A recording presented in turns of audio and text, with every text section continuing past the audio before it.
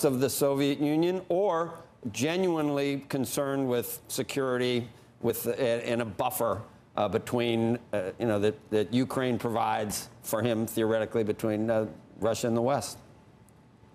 It's a bit of all of the above, Joe, and great to be with you. Clearly, if you listened to Vladimir Putin's speech the other day, which was slightly surreal, bizarre, all of these grievances pouring out, it's very clear that he would like to essentially renegotiate or undo much of what happened since the end of the Cold War.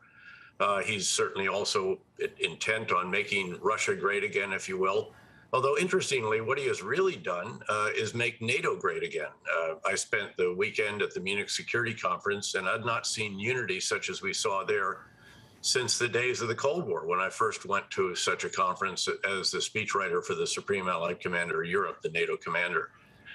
We're all waiting now to see what happens next. There's no question about the positioning of the forces. I also know what an invasion force looks like when it's ready to cross a border, having been a division commander of the great 101st Airborne Division for the invasion of Iraq and the fight to Baghdad. They're positioned. There's no doubt, I don't think, in many people's minds that the Russian forces would overwhelm the Ukrainian forces, even though President Zelensky of Ukraine has now finally ordered a state of emergency and called up his reserves, and therefore allow his military commanders presumably to start in placing serious obstacles and other defensive measures that will be very important if indeed they have to fight. But it's up to Putin, I think, right now. He's made a first step, of course, which is to put Russian forces on the ground in the Russian separatist-controlled areas of Luhansk and Donbass, Donetsk in the southeastern part of Ukraine.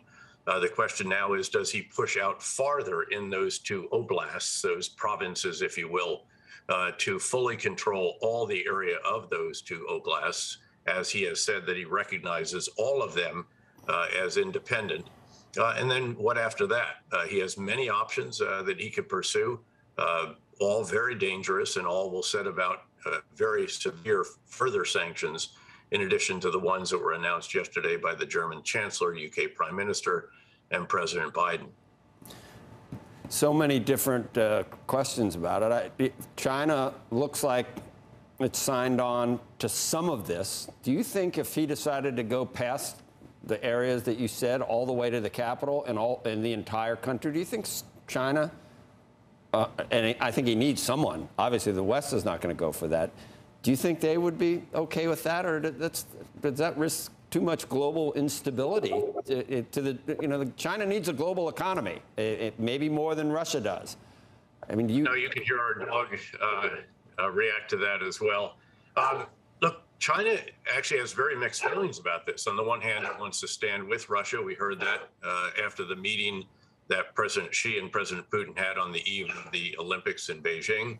On the other hand, we heard Foreign Minister of China at the Munich Security Conference say that the territorial integrity of countries should be recognized and honored, and that explicitly included Ukraine. Keep in mind that Ukraine's biggest trading partner is China, interestingly, and it's a destination that China would like to pursue for the Belt and Road initiatives and so forth. So there's a real, I think it's beyond ambivalence. I think the Chinese would be happy to see nothing further happen, keeping in mind that the Chinese president's objective right now, most likely, is just stability until at least he's reelected in the fall to an unprecedented third term as Chinese president.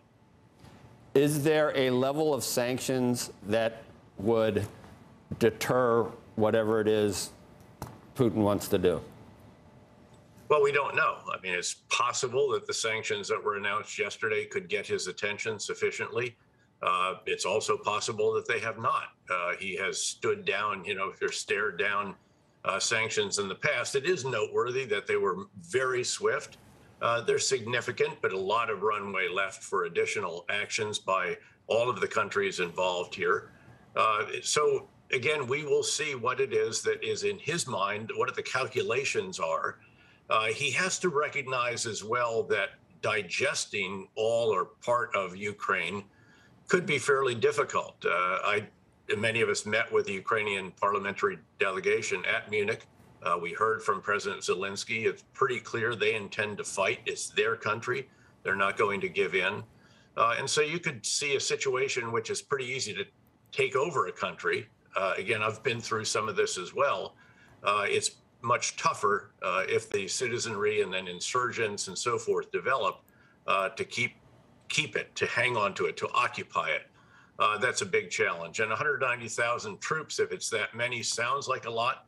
But counterinsurgency is a very soldier-intensive endeavor. And when you strip out all the other odds and sods, the support elements, the logistics, all the tanks and everything else, when it comes down to troops on the ground, boots on the ground, there's a lot fewer than 190,000. Can they also replace them when their year tour or whatever is ended? So there have to be some alarm bells going off in the back of President Putin's mind, who's old enough to remember Afghanistan, how difficult it was for Soviet Union, and to wonder if that could be the problem here. And we've learned about counterinsurgency here as well, unfortunately, over the years. General, thanks. We appreciate it, and I'd like to have you back again soon as developments play out. Squawk Box will be right back.